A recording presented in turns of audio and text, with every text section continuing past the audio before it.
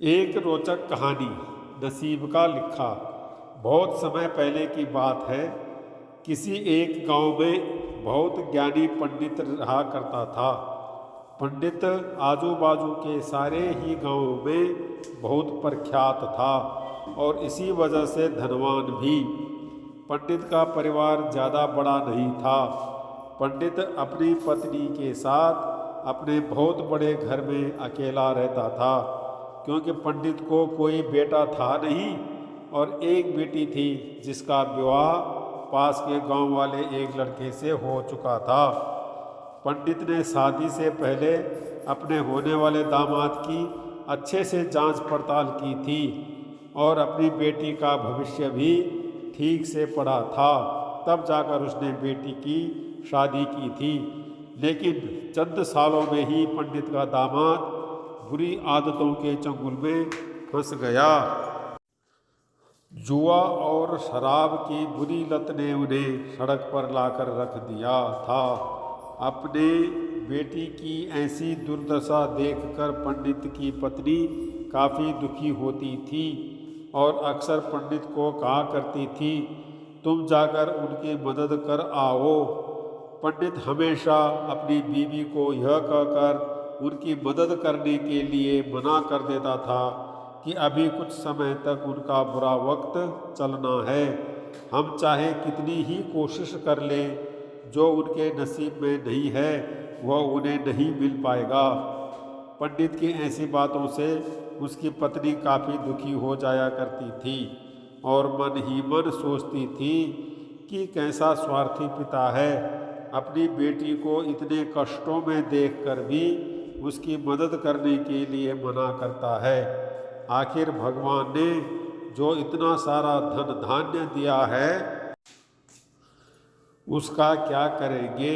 हमें कोई और औलाद भी तो नहीं, ले देकर एक यही बेटी है और उसके लिए भी कुछ नहीं करेंगे तो किसके लिए करेंगे।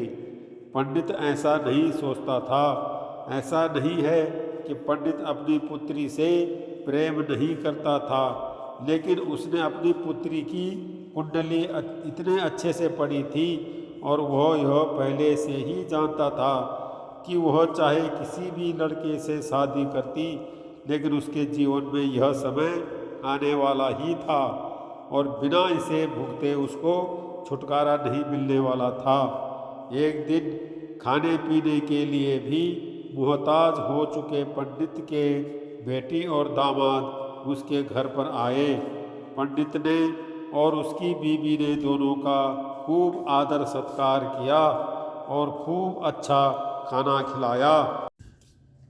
बेटी और दामाद की पंडित से सहायता मांगने की हिम्मत ना हुई, इसलिए वह बिना बोले ही वापस अपने घर को लौटने लगे। लेकिन माँ तो माँ होती है। पंडित आइन से रहा नहीं गया और बिना पंडित की इजाज़त के उसने चोरी छुपे बूंदी के लड्डू बनाकर उसमें सोने के सिक्के रख दिए और बेटी और दामाद को दे दिए, ताकि बेटी और दामाद की कुछ आर्थिक सहायता हो सके। पंडिताइन यह भी जान गई थी कि बेटी और दामाद शर्म के मारे उनसे मदद नहीं मांग रहे थे, इसलिए उसने बेटी और दामाद को भी लड्डुओं में छिपे सिक्कों के बारे में कुछ नहीं बताया। जाहिर सी बात है कि जब वो लोग घर पर जाकर लड्डू खाएंगे तो उन्हें उसमें सोने के सिक्के मिल ही जाएंगे। इस तरह बिना उनके मांगे ही उन तक मदद पहुंच जाएगी। सोचकर पंडिताइन मन ही मन अपने बेटी की मदद करने के लिए खुश होने लगी।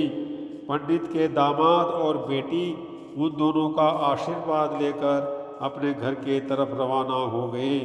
उन दिनों गाड़ियां तो होती नहीं थी, घोड़ा गाड़ी या बैल गाड़ियां चलती थी। पैसे ना होते तो और चीज़ों की लेन देन से भी व्यवहार होता था।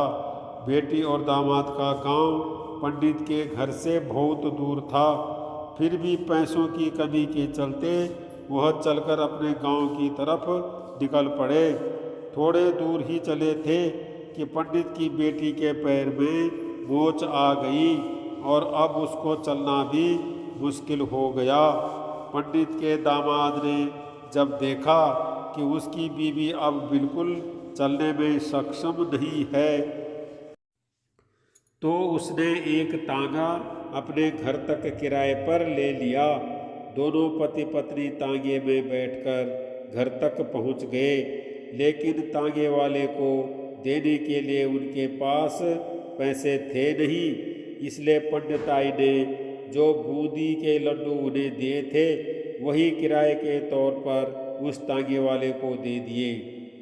तांगे वाला बूंदी के लड्डू को लेकर वहाँ से चला गया। तांगे वाला अपने घर की तरफ जा रहा था, तब उसे एक हलवाई की दुकान दिखी।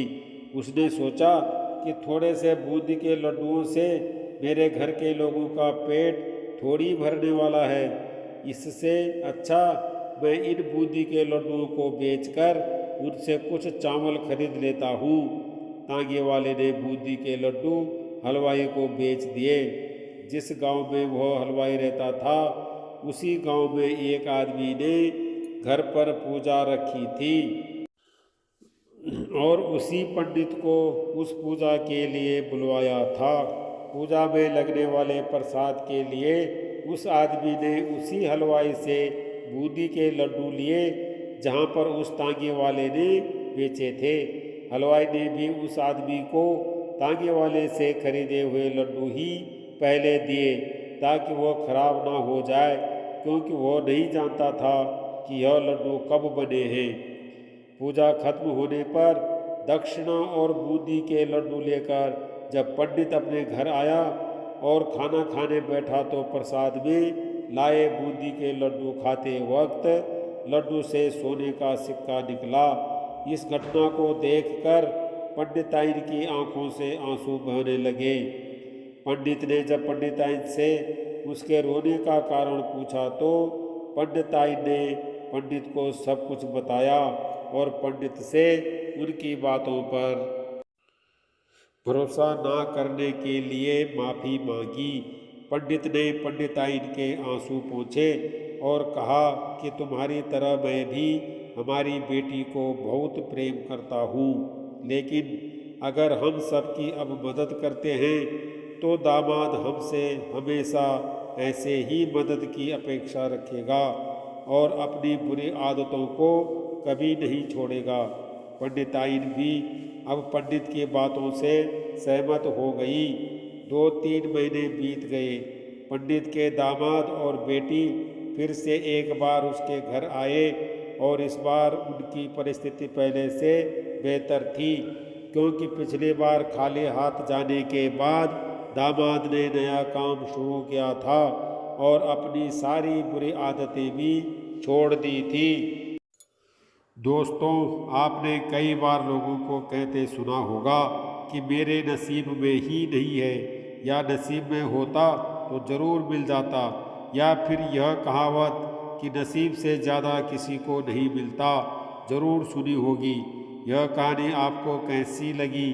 क्या आप भी नसीब पर भरोसा रखते हैं, या फिर आप उन लोगों में से हैं जो अपना नसीब खुद अपने हाथों से लिखना चाहते हैं?